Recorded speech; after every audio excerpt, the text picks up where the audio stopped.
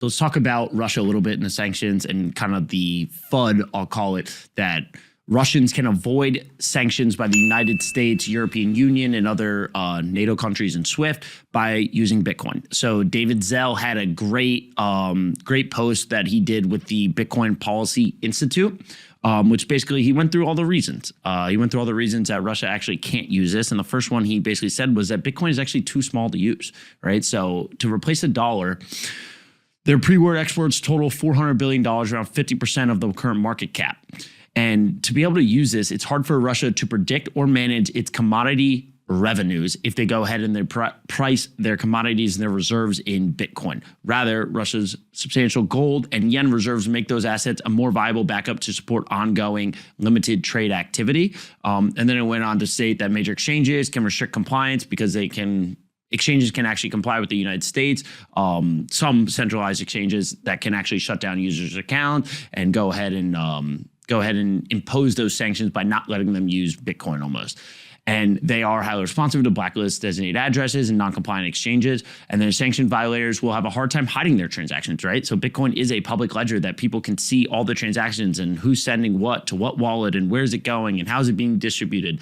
And Bitcoin is a perfect example of that. The criminals actually do not like using Bitcoin solely because how easily it can be tracked down to you. So the people that did the Bitfinex exchange hack in 2016, it took a while, but it was pretty easy to find out almost who did this, right? Maybe not easy for an individual like myself, but for the FBI and other government officials and agencies, it's pretty easy to track a public ledger where you can see everything and then see, hey, it went through 18 different wallets and then ended up in this person's bank account for them to actually go ahead and spend it. And then globally distributed digital settlement system, Bitcoin allows anyone to transfer value peer-to-peer without centralized intermediates. Amidst the crisis, Ukraine citizens, NGOs, and the Ukraine government itself have turned to Bitcoin and cryptocurrencies to raise more than $22 million in aid at the time of this post. Every Russian are turning to Bitcoin and dollar-pegged stablecoins to escape the collapsing ruble. So this is actually very, very good for the citizens of Russia, but not so good for the government of Russia to use this. And then sanctions that limit Russians' citizens' access to cryptocurrencies would violate a core principle of U.S. policies articulated by Deputy National Security Advisor Dileep Singh to only impose sanctions that are targeted to avoid the appearance of punishing the Russian civilian population. Having a hard day today. I also flew back from Tanzania last night, so don't worry about it.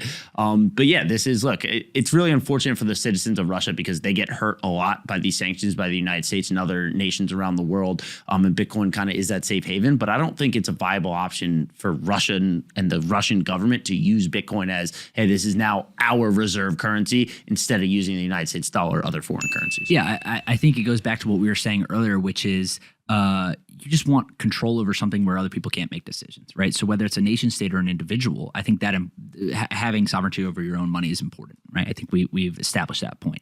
But on a broader scale, when it comes to Russia, I think the quote you were reading earlier was 50% of their financial assets are not controlled by them, right? Or are in currencies that are established within other people that want to do harm to them or want control over them.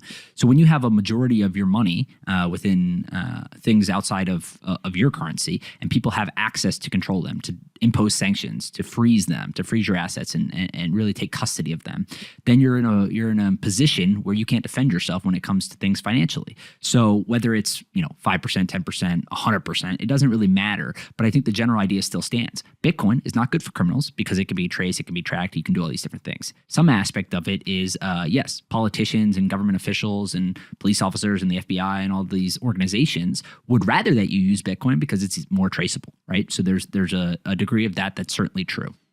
But when it comes to nation states, I think it's just about the dependence on another currency, right? So if you have all of your assets in a foreign currency, your currency starts to collapse, your other assets get freezed, and you start to do things to manipulate it so your currency stops falling, then you're in a position where you can't really defend yourself financially. So I think Bitcoin is obviously a solution for that. It depends on kind of what you're trying to do, right? If you're trying to fund a war, if you're trying to fund all of these different things to hurt other countries, and they can easily see where the money's coming from and all these different things, and that's a different story.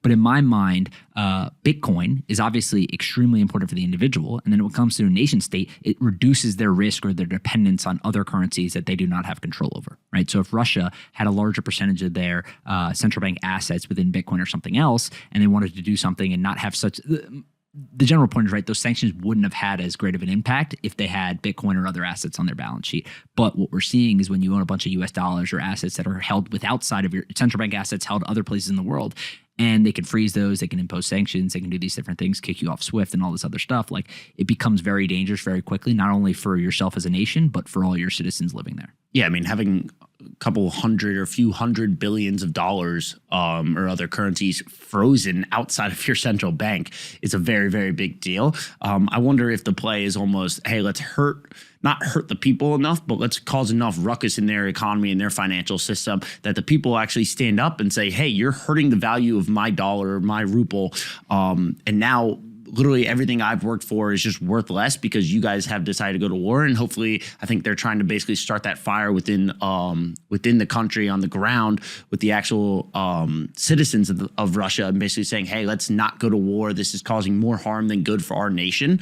But I doubt that's going to happen in my world. From what I understand, it is Putin's Russia, and they're going to do whatever the government, what he kind of wants to do. Hey you, did you like this video? Great, we make 5 of them a day and post them here on this channel. Make sure you're subscribed, like the video, and see you next time.